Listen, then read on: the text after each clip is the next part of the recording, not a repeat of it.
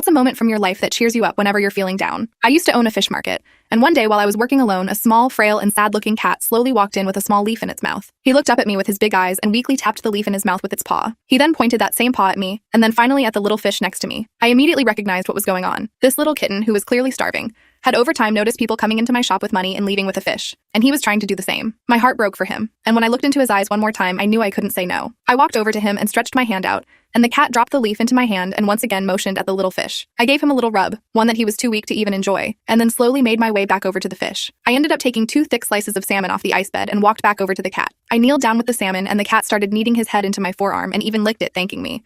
I almost started crying, but I was managing to hold it in, until he stopped kneading me and placed his paw on my hand. I realized this was because he had seen people shake my hand, and so he felt he had to do it too to finalize the deal. I couldn't hold it in anymore at this point, and my tears started flowing. I shook the cat's hand and gave him the salmon, and he happily strutted out of the shop with it in its mouth. I wiped my tears and I thought that was that, but no, because from that day on, the cat, or Yam as I began calling him, started coming to me with leaves every day. He nearly ran me out of business by flooding my store with leaves after he realized the more money he had, the more fish he could get. Yam came down around the same time every day for his 2 small fish, and the more he did, the more he grew. He had more and more life to him each time he came in, and he never stopped coming in until I closed my shop down. And yes, in case you're wondering, I took him in, and he now has a permanent place to sleep.